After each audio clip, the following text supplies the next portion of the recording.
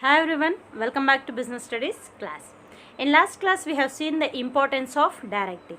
A manager, when he performs a directing function, he uses all the four tools like motivation, communication, leadership and supervision. By using all these four tools or techniques or elements, he will be performing his directing function.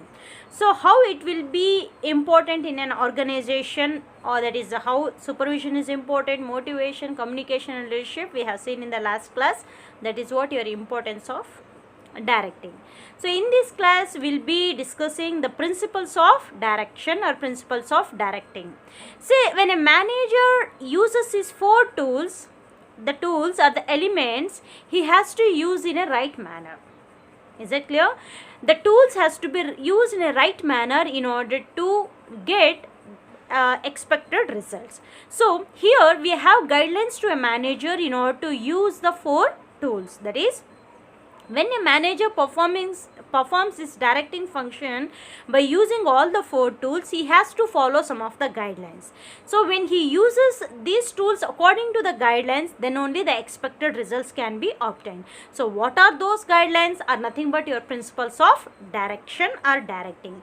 This means, in simple, we can say principles of direction or principles of directing are the guidelines to the manager to perform his directing function in an appropriate manner by using all the four tools of directing. So you have principles. It can be asked for 4 marks. So or it can be asked for a practical oriented question 5 marks, so it should be clear. So just you should make out the difference. So you don't have much difference between the principles of management and principles of direction. The overall gist will be same, but headings are somewhat different, so you have to concentrate. First one is harmony of objectives, maximum contribution, unity of command, supervision, effective leadership, effective motivation, follow through, that is continuous follow. These are the 7 principles of direction. There you have 14 principles, that is Henry Fayol has given 14 principles to the managers as an overall, okay, and Frederick Winslow Taylor has given some 4 principles as an overall, but the manager is given with these 7 particular principles in general. You have 7 principles of directing.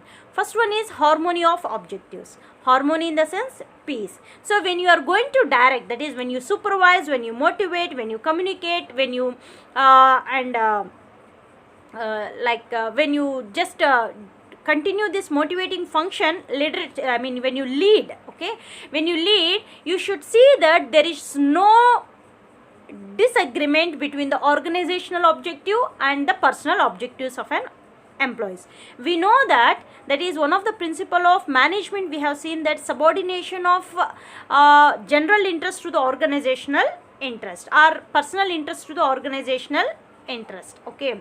That is always our interest, that is individual interest or personal interest has to be subordinated, and the general interest or organizational interest has to be given priority, isn't it? That is what the general principle given by Henry Fayol to the entire managers. But you should be very careful when you direct, that is when you motivate, when you lead, that is leadership, and when you communicate and when you supervise, you have to see that there is no contradictory between the objective of individual and organization. There should be harmony. Means you should communicate in such a way that your objective and organizational objective are not opposite to each other. They are in the same lane. Only when organizational needs are fulfilled, when organizational interest is given priority, your interest will be fulfilled, your needs will be fulfilled. In that way, a manager has to direct his subordinate. So he uses supervision, he uses communication, he leads, that is leadership styles he uses, and he communicates and he motivates the employees and sees that there is no disagreement between the general interest and individual interest, that is organizational interest and personal interest. That is what harmony of objectives. The objectives of organization and the objectives of employees are not against each other, but only when the organizational objectives are fulfilled, the individual interests or individual objectives of the employees will be fulfilled. That is what the theme of harmony of objectives. Okay, so a manager should use the elements, all the 4 elements to attain this particular objective, that is called harmony of objectives. This is one of the principle, the guidelines. He should never communicate in such a way that organization interest is the only interest, you are nowhere considered by the organization. In that way he cannot direct the employees. And next, maximum contribution. So if you remember one of the 5 principle, Winslow's Taylor's principle, that is maximum optimum utilization. Okay, that is a employee should be utilized to the maximum extent, whatever maybe, it may be me or someone else, we should be used to the maximum extent. It might be the resources or human general resources or human resources, there should be maximum contribution. So a manager should use all the 4 tools in order to grab the maximum efficiency from the employees. Okay, and we have to remember that maximum contribution should be from the employees. So this is one of the guidelines to a manager. He has to keep in mind that whatever maximum I can retrieve the knowledge potentials from the employees, that has to be retrieved, that should be extracted. So that is one of the principle. Then unity of command. We know what is this unity of command. It is just like your general principle of management, that is there should be a single boss. More bossism leads to what? Confusion and also absenteeism. So it's the same unity of command what we see in principles of management is same to the principles of directing. That is, you should see that your subordinates are sure that they have only one boss. If they have more bosses, generally what happens? Escapism starts, confusion starts, and even absenteeism will be the result of that. And next, supervision is also one of the principles. So supervision says that a particular, see, when you supervise, what is the importance of supervision we'll be seeing in later classes, but try to understand that one of the principle of directing is supervision. It means always supervision will be there. Though you are so confident of your employees, supervision should be there. So that is the principle, that is the guidelines to a manager. You have to supervise, you have to overlook. Then effective leadership. You should be an effective leader. See, when we go into the topic called leadership, we have different things like who can be a good leader, what are the different styles of leadership. So some people will be democratic in nature and some will be autocratic in nature. Those are the leadership styles we'll be studying in detail. But depending upon your subordinate, you have to use a right type of leadership style. Example, I'll tell you. Autocratic leader is a type of leader who will be having entire authority and just gives instruction to his subordinates, and always he says that this has to be done, that's it. Okay, means the subordinates does not have any flexibility. Okay, but a democratic leader is a type of leader who gives some type of freedom to the employees to work. Okay, these are the 2 types of leadership. So when a particular type of leadership should be used, that knowledge should be there with the supervisor or the manager who is doing this directing function. For example, if I feel my subordinates are trained, well equipped with the knowledge, I can be a democratic leader. That is, I can give somewhat freedom, flexibility to my subordinates. They can work because they are trained, they have equipped with good knowledge, so I can give them some freedom. But take it in the opposite situation. My subordinates are freshers, they don't have any good information, they don't have they are not actually trained, then I should be an autocratic.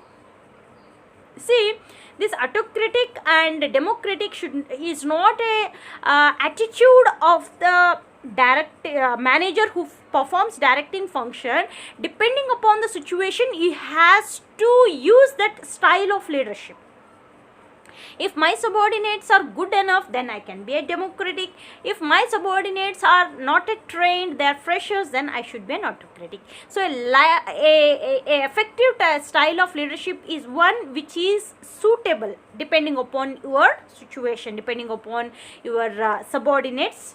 Okay, so one of the principle of directing is appropriate leadership style or appropriate leadership qualities has to be in the manager who performs this directing function. Okay. Then effective motivation, it is also same. In order to motivate your employees, you have different techniques. You can motivate them through monetary terms, or you can motivate them through non-monetary terms. It all depends. So depending upon the situation, depending upon the subordinates, depending upon the resources what you have, you can motivate your employees. Is that clear? So effective motivation is one that is which is suited to that particular situation. So as a manager who performs this directing function, he has to opt a right motivation technique. When we get into the topic called motivation, you have so many motivation techniques, okay, monetary motivation techniques and non-monetary motivational techniques. So as a manager who performs this directing function, you have to pick up the right motivation technique tool in order to motivate your employees. So all employees are not motivated with the same thing. People are different. I might be motivated if you example I am telling, I might be motivated if you offer me something, but someone will not motivate if you offer something like monetary benefit. I am just giving an example. It means some might be, depending upon the expectation of the one, you should start motivating. So that is the necessity of a manager to identify the necessity of that particular employee to whom you are using this motivation tool. So I might be motivated with one factor, but some other employee might be motivated with some other factor. So you cannot, as a manager who is performing this directing function, cannot motivate me and some other employee with the same motivational technique. Is it clear? So effective motivation is one of the principle which says that you should pick up the right motivation tool or technique in order to motivate different employees of your organization. And lastly, follow through, that is continuous follow up. Always you have to check what you are doing is fruitful or not. You are instructing, that is you are supervising, you are motivating, you are leading and you are communicating, but see whether you are getting some feedback from it or not. It should not be like one way, it should be two-way. Like even you should confirm that, you should ensure that your employees are motivated, your employees are your subordinates are led by you, your employees are getting some information through you. Like this you should have such follow up, means you should always have continuous follow up over the things what you carry on. So these are the principles of direction. So a manager, when he performs a function called directing, he should keep all these things in his mind. These are called guidelines to a manager who performs a directing function. I hope it's clear. We have a next topic called meaning and importance of supervision. We know supervision is one of the element of directing, or it can be tool or technique of directing. So as per our syllabus, we will be studying only the meaning and importance of supervision. What is supervision, who is supervisor, and what is the importance of supervisor.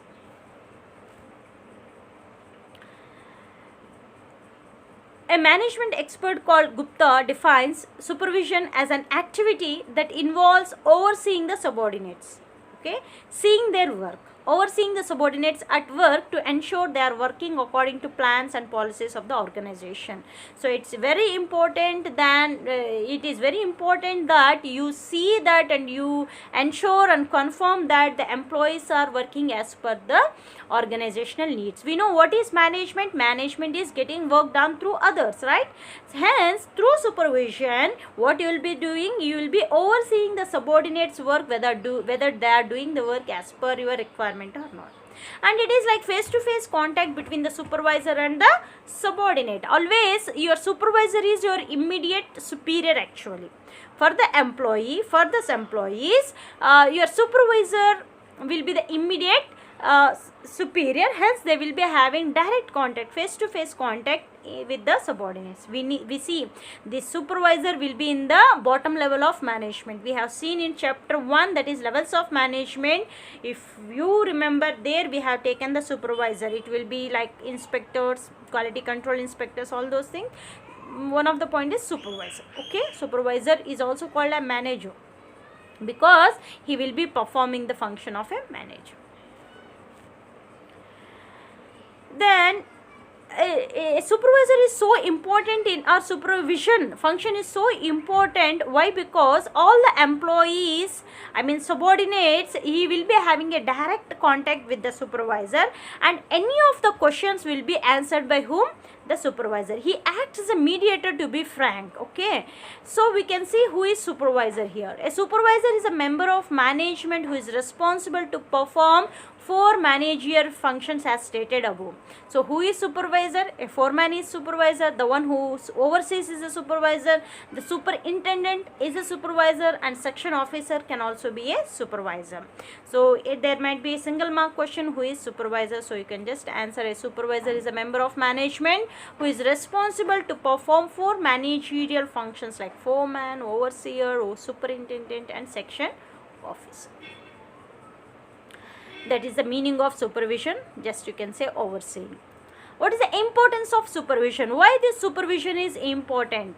You might be knowing why if someone asks that why you need invigilators in an exam hall, you might be knowing the importance of invigilator. In general, what we say, if you don't have invigilator, it will be helpful for some people, but it is very hard for the good students, because if you don't have invigilator in the exam hall, what happens? The good student may not concentrate on his writing, because all will be disturbing.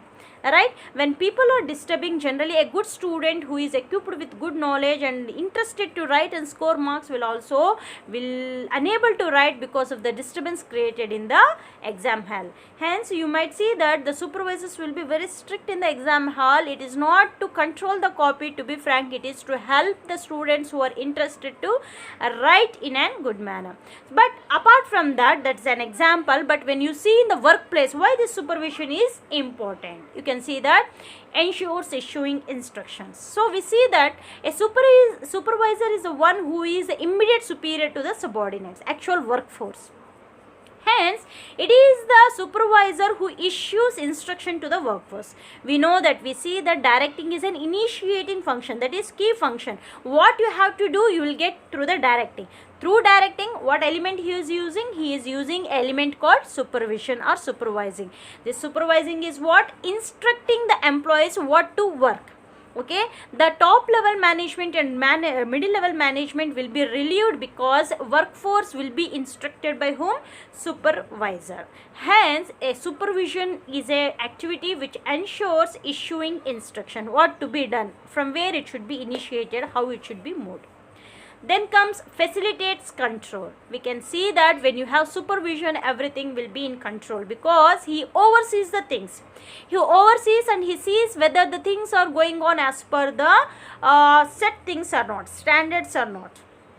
Okay, so controlling function will be done through whom? The supervisor. Supervisor, when you see, for example, your mom might ask you to read or to cook something or to do something. When no one, they allotted the work and they are not there, what happens? You may or may not do that work. But if they supervise you, that is, if they oversee you, they may come 15 to 20 minutes once, and if they check what you are doing, generally how you will be concentrating on your work. That is what facilitates control. To have control over the organizational activities, there is a need of supervision. Someone should overlook.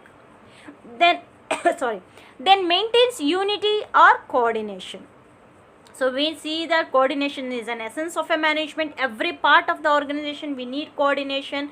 So your supervision ensures coordination or maintains coordination. Why? Because always we have to remember that the people attitude may not be same and there may be the conflicts. But when you have a supervisor, he will be the immediate superior. Through his supervision, that is overseeing towards the work, he brings coordination. It is he, through his communication and through his motivation, he makes people to coordinate with each other, because he is the immediate. If they have any issues, they will directly contact the immediate superior and he will be available very easily, to be frank. See, if everything has to be taken to the owners, that may not be possible. Simply impossible, we say. But so there is someone who is immediate to you, to whom you can address, to whom you can take your issues and you can get some solution. So in that way, unity among the people or conflicts among the people will be avoided, and there establishes coordination and unity. and it facilitates communication. Your supervisor facilitates communication. How? Because he acts as a mediator. Your problems will be told to the workforce problem will be told to the supervisor. He then takes that to the next level of management. The answers what the management has given, that will be brought by the supervisor to the workforce. In that way, he will be helping to communicate, act as a mediator between the superiors and subordinates. And lastly, feedback. See, whatever the organization, whatever the top level feels about the workforce, that will be passed through supervisors through the workforce, like communication itself. And when the work is given allotted to by the top level management, and that will be instructed by the supervisor through his workforce, he gives the feedback to the management that the work has been done or not. Whenever the superiors want to know what the work has done or not, they don't go to each and workforce and ask. Each and employee, they don't go. They just call the supervisor and ask whether the work has been done or not. So he will be there to give the feedback to the upper levels or the above level management. So this is the importance of supervision, and we have seen the meaning of supervision. Who is supervisor? That is also important. And apart from the importance of supervision, we see that he instructs, he gives the orders, he sees that everything is in control and going everything as per the orders of the top level. And then he brings coordination among the people, because he will be immediately available. So any issues, they can directly address the supervisor and get it solved. Hence it brings coordination and unity among the work. And he facilitates communication, because he acts as a bridge between the top level and the superiors and subordinates. Workers, whenever they have an issue, they can take that to the supervisor, and through supervisor it will be taken to the owners. In same way, he will be there always. He is a person to give feedback. The feedback may be to the employees, or feedback may be to the top level management. So he will be acting as a bridge, we can say. So this is the importance of supervision, which can be asked for 4 marks. So in this class, we have seen the principles of directing. If you are performing the directing function, what guidelines you should keep in your mind. Okay, only after studying those guidelines you can go with the directing function. Then we have seen what is supervision, what is the importance of supervision. Okay, so in next class we'll meet with the next topic. Okay, till then, take care. Bye bye.